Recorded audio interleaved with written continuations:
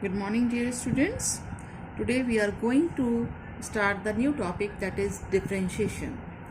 In 11th class, you have studied what is derivative of a function, and you have also learned the formula for the derivative of some basic functions and trigonometric functions. You have to learn all those formula because you have to use them in this chapter. Now, derivative of a function, how we define it?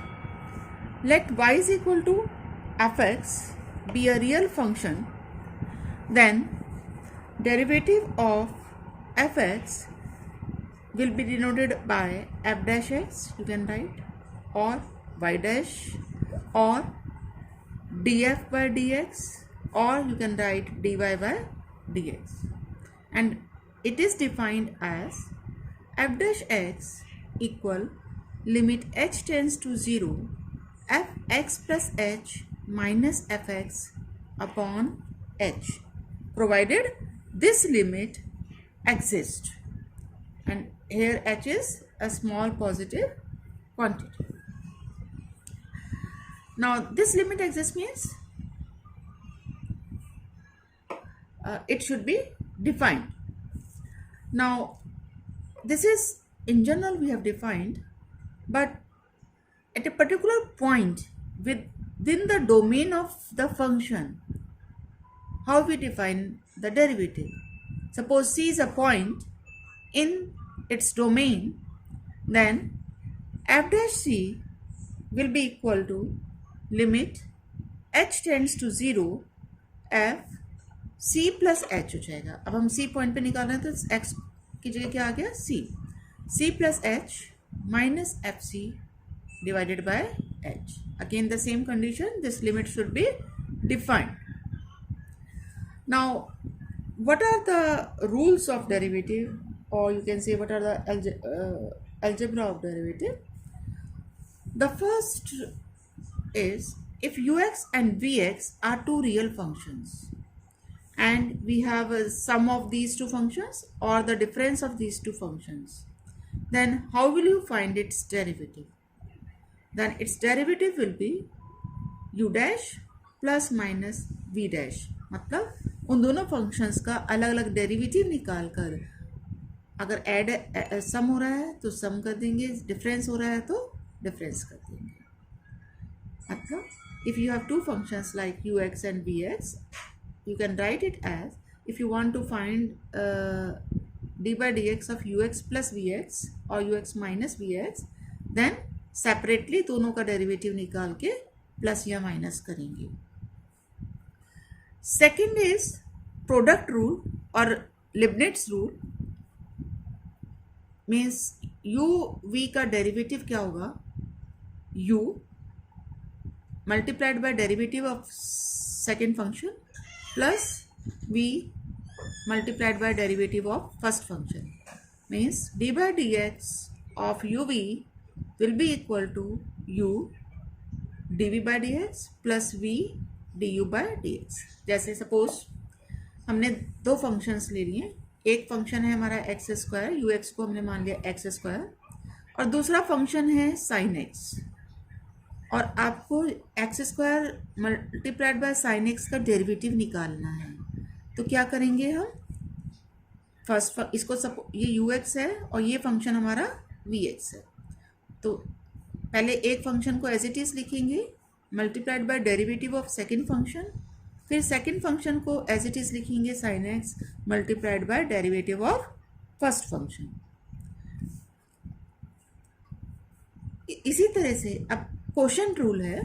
Quotient rule, अगर हमारे पास दो functions हैं u और v, और आपको u upon v का derivative find out करना है, तो कैसे निकालेंगे इसको, v square means denominator square, numerator में क्या आएगा v into you dash minus you v dash. ये बहुत इंपॉर्टेंट फॉर्मूले हैं दोनों, प्रोडक्ट रूल और कोशेंट रूल. इसको केयरफुली अप्लाई करना है क्योंकि क्वेश्चंस इन्हीं पर बेस्ड होंगे आगे।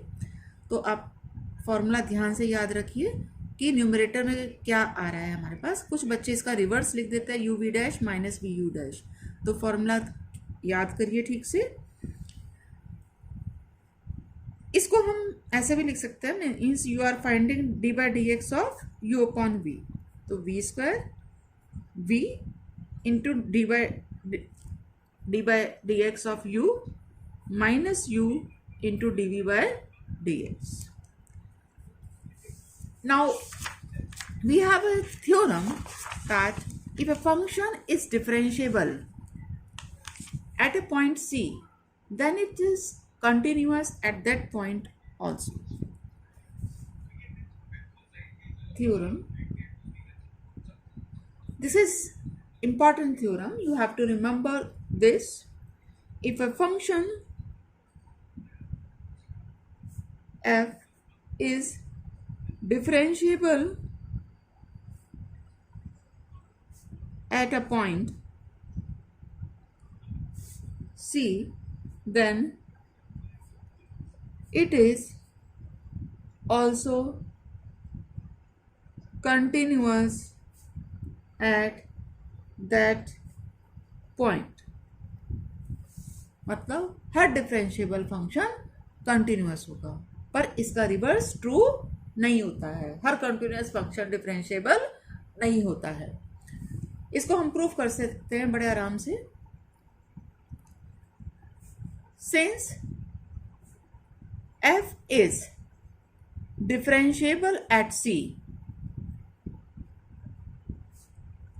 वी कैन राइट डिफरेंशिएशन की डेफिनेशन के हिसाब से limit x tends to c F X minus F C upon X minus C is equal to F dash C. और यहाँ पे x क्या है, you can write x as c plus H. तो यहाँ पे for now for x not equal to c, we can write fx minus fc को हम ऐसे भी लिख सकते हैं, fx minus fc divided by x minus C multiplied by x minus C, क्योंकि कैंसिल होके यही आ गया। तो इसको हम इस तरह से लिख सकते हैं। Now take the limit x tends to c fx minus fc will be limit x tends to c fx minus fc divided by x minus c multiplied by limit x tends to c x minus c. Then it becomes, this is f dash c definition के हिसाब से, और ये हमारा 0 हो गया। और यहाँ आप इस लिमिट्स को सेपरेट कर सकते हैं। Limit x tends to c fx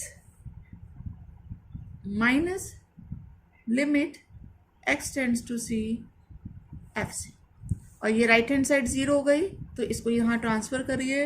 you will get limit x tends to c F x is equal to limit x tends to c f c. और ये तो क्योंकि कांस्टेंट फंक्शन हो गया ये, इसलिए x टेंड्स टू c हो या कुछ भी हो, ये एफ सी ही रहेगा। So it becomes f C.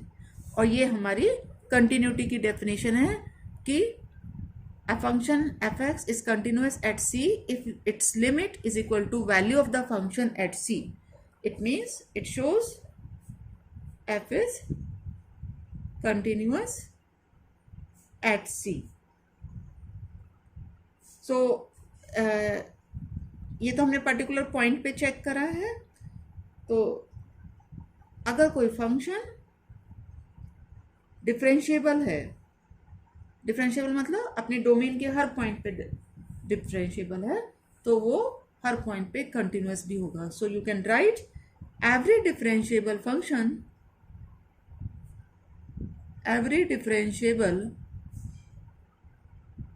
Function is continuous.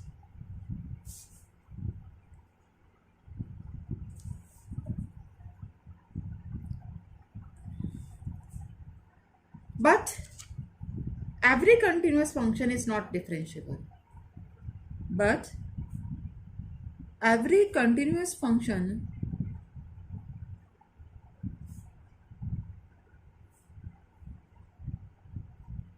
is not differentiable.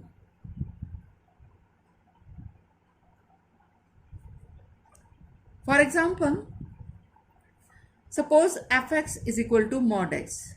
ये अभी हमने कंटिन्यूटी वाले टॉपिक में किया था कि मॉड फंक्शन कंटिन्यूअस होता है. वैसे भी आप ग्राफ से देख सकते हैं मॉड फंक्शन का ग्राफ वी शेप्ड होता है इस टाइप से. तो ये कंटिन्यूअस है, आप बिना पेन उठाए इस ग्राफ को ड्रॉ कर सकते हैं.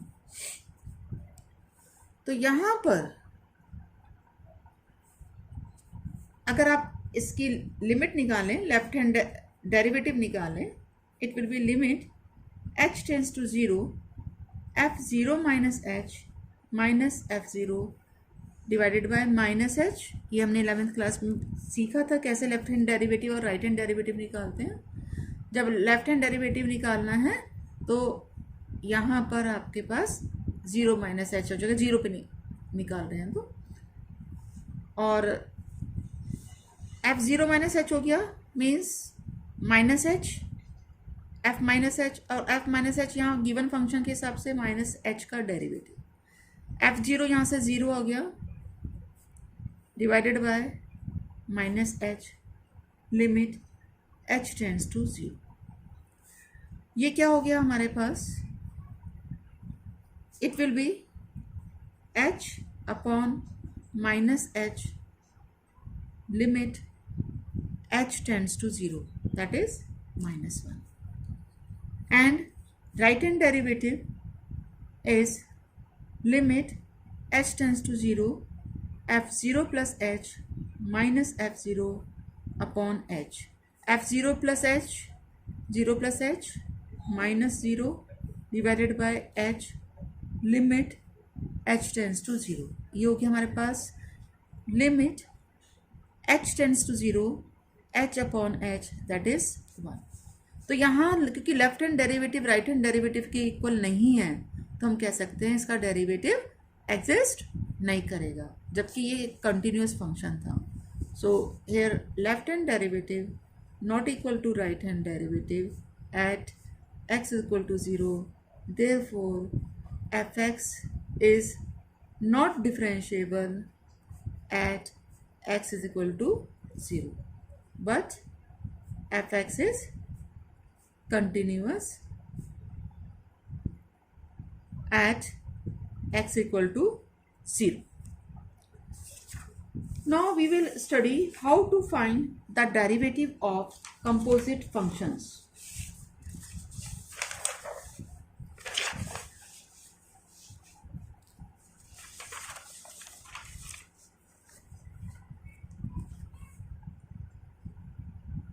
Derivative of composite functions.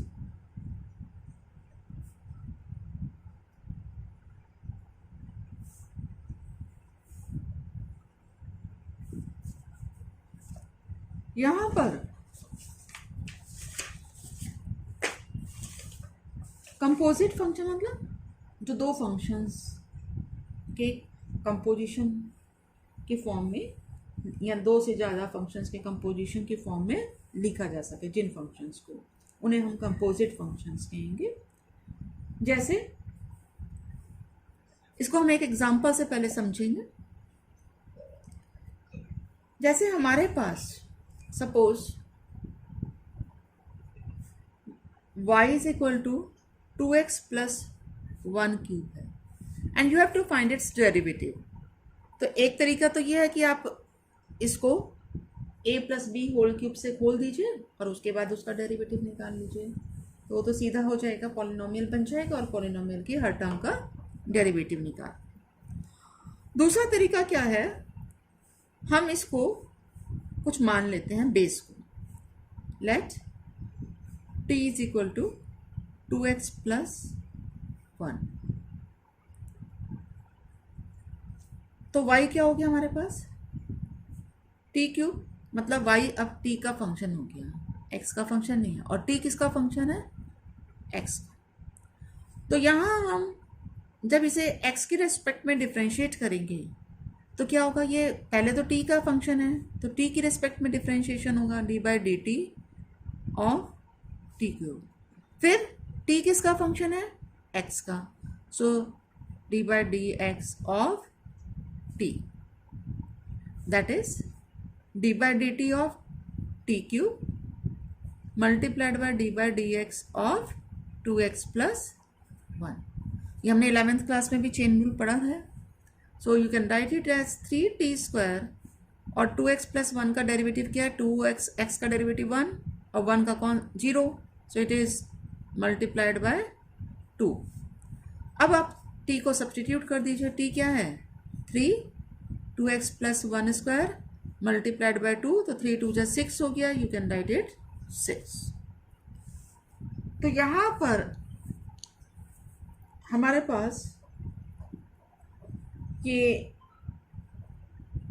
Function, given function हम लिख सकते हैं कंपोजिशन ऑफ टू फंक्शंस।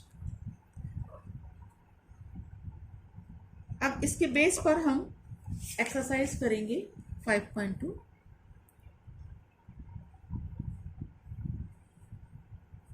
जैसे फर्स्ट क्वेश्चन है हमारे पास, find the derivative of X square plus 5।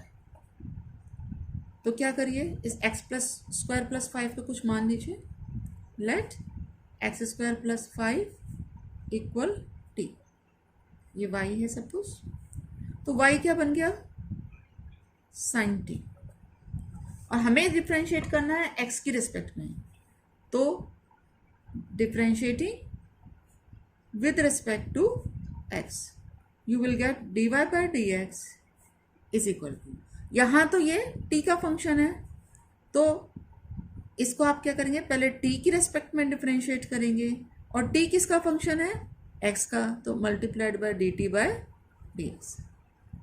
Chain rule बन गया, ये t की रेस्पेक्ट में पहले डिफरेंशिएट करा और फिर t को डिफरेंशिएशन करा x की respect, then it becomes sine t का डिफरेंशिएशन क्या होता है cos t, और यहाँ क्या आ गया D by D x of T, T क्या था एक्स स्क्वायर प्लस 5, टी को यहाँ सब्सटीट्यूट करिए, टी था हमारा x square plus 5, so it becomes cos x square plus 5 multiplied by, इसका डिफरेंशिएशन क्या होगा, x to the power n का differentiation n x to the power n minus 1 होता है, तो 2x बन जाएगा, और 5 का कांस्टेंट है, कांस्टेंट का differentiation 0, so your answer is 2x cos x square plus 5।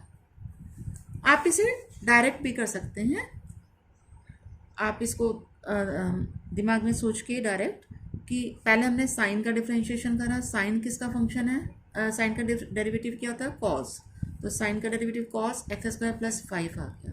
अब यहाँ ये केवल x नहीं था, ये एक फंक्शन है अंदर, तो इसका डिफरेंशिएशन होगा that is 2x, so you can do it directly also, we have done it in class 11th also. Next question, fourth, sec y equal sec tangent root x। तो यहाँ आप कुछ मान लें पहले, रूट, क्योंकि sec tangent root x है, यह पहले एक फंक्शन है और टेंजेंट भी यहाँ एक फंक्शन का फंक्शन है, यहाँ पे ये इस फंक्शन का फंक्शन है, तो सपोज रूट एक्स को हमने t माना, तो ये 10t बन गया। अब 10t को कुछ और मान लेते हैं, यहाँ रूट एक्स को सपोज u माना, देन टेंजेंट u, ये इसकी जगह u आ गया, टेंजेंट u को v मान लीजिए, then y becomes sec v, तो dy by dx क्या होगा, इसका डिफरेंशिएशन, लेकिन ये x का फंक्शन नहीं है, ये तो v का फंक्शन है, तो इसे आप v के रिस्पेक्ट में डिफरेंशिएट करेंगे और v को डिफरेंशिएट करेंगे, ये हमारे पास आया डी बाई डी वी और sec v, और v किसका फंक्शन है, u का, तो इसका मतलब इससे पहले v को u की रेस्पेक्ट में डिफ्रेंशिएट करेंगे, du by du of tangent u, और u किसका फंक्शन है, x का, तो du by dx। sec v का डिफ्रेंशिएशन क्या होता है, sec का डिफ्रेंशिएशन होता है sec x tan x, तो ये हो गया sec v tan v, so it becomes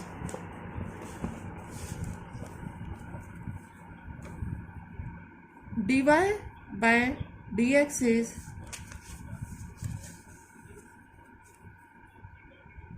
sec v tangent v, and then tangent u का डिफ्रेंशिएशन क्या होता है, टेंजेंट x का sec स्क्वायर x, तो ये sec स्क्वायर u बन गया। इसके बाद du by dx, u क्या था, रूट x, तो इस रूट x का डिफ्रेंशिएशन क्या होगा, 1/2 root x, so it is 1/2 root x।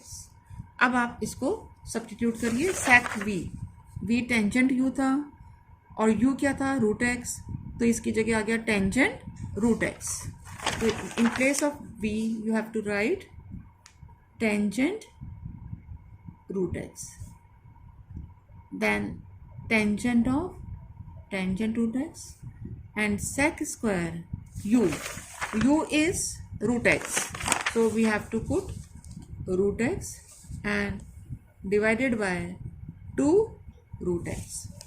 आप इसे डायरेक्टली भी कर सकते हैं, कैसे, sec सबसे पहले बाहर है sec फंक्शन, sec फंक्शन का डिफरेंशिएशन क्या होता है, sec x tan x, तो sec लेकिन x की जगह आपके पास क्या है, टेंजेंट रूट x, तो sec tangent root x, sec x tan x होता है, तो x की जगह ये आ गया tan x, तो टेंजेंट x की जगह tan रूट x होता है।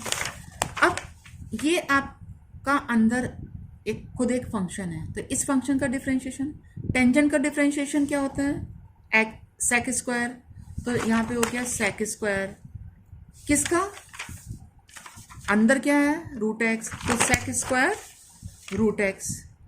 अब यहाँ भी केवल खाली x नहीं था, ये खुद एक फंक्शन है, रूट x फंक्शन है, तो इसीलिए रूट x का differentiation that is 1/2 root x। तो इस तरह से आप डायरेक्टली भी कर सकते हैं। One more question,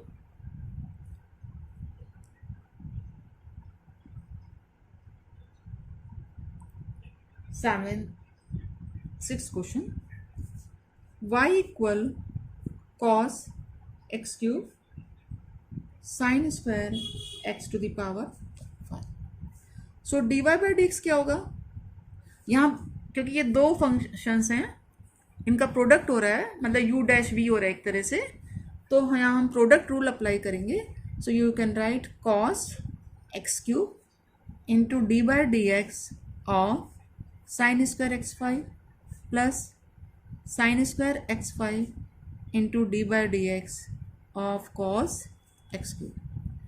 So cos x cube sin square x5, या तो आप इसे डायरेक्ट करिए या फिर पूरा u v मान के करेंगे, तो डायरेक्ट अब आपको प्रैक्टिस होगी क्योंकि 11th में भी हमने करा है। तो sin स्क्वायर फंक्शन का डेरिवेटिव क्या होगा, 2, जैसे इसको sin x to the power 5 को t मान लिया, तो ये एक तरह से t स्क्वायर बन गया, और t स्क्वायर का डेरिवेटिव क्या होगा, 2t, so 2 sin x to the power, so it will be 2 cos x cube sin x to the power 5 cos x to the power 5, और sin का डेरिवेटिव क्या होता है, cos, और x to the power of 5, क्योंकि यहाँ पे फिर चेन रूल लगेगा, sin x to the power 5 है तो खाली sin x नहीं है, तो यहाँ एक फंक्शन का फंक्शन है, so D by D x of x to the power 5 minus sin square x to the power 5 sin x cube और d by dx of x cube. So it becomes 2 cos x cube sin x to the power 5 cos x to the power 5 cos square हो जाएगा ये, and 5x to the power 4 minus 3x square sin x cube sin x to the power 5. Now, ninth question. Prove that the function given by fx is equal to mod x minus 1 is not differentiable at x equal to 1. So here we have to find left hand derivative at 1 and right hand derivative and show that they are not equal. क्योंकि अगर left hand derivative और right hand derivative दोनों equal होते हैं तब भी हम कहते हैं कि फंक्शन डिफरेंशिएबल है. Now left hand derivative at 1 will be limit h tends to 0 f1 minus h minus f1 upon minus h. क्योंकि किसी भी पॉइंट पर लेफ्ट हैंड डेरिवेटिव हम c पॉइंट पर कैसे निकालते हैं, limit h tends to 0 f c minus h minus F C divided by minus h. और राइट हैंड डेरिवेटिव निकालना है तो F C plus H minus F C upon H हो जाता है. Now this is limit h tends to 0 f1 minus h. तो x को replace करेंगे किससे, 1 माइनस h से. So mod 1 minus h minus 1 f1 x को 1 से रिप्लेस करिए divided by minus h. So it becomes 1 से ये कैंसिल हो गया और माइनस h का मॉड क्या होगा, h ये 0 हो गया. So limit h tends to 0 that is minus 1. Right hand derivative is limit h tends to 0 f1 plus h minus f1 upon h. So it becomes limit h tends to 0 f1 plus h. fx ये था, x की जगह अब क्या आ गया 1 plus h. So it is 1 plus h minus 1 minus f1. f1 हमारे पास था 0 आया था, ये मॉड 1 माइनस 1 आएगा, mod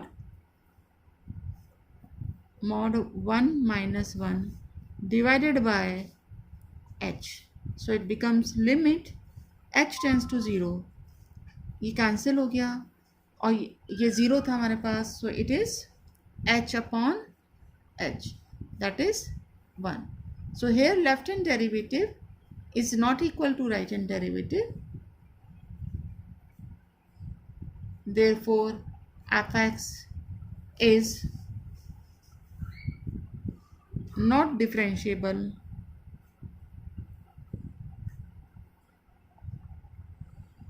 at x is equal to 1. That's all for today. Now complete the exercise. Thank you.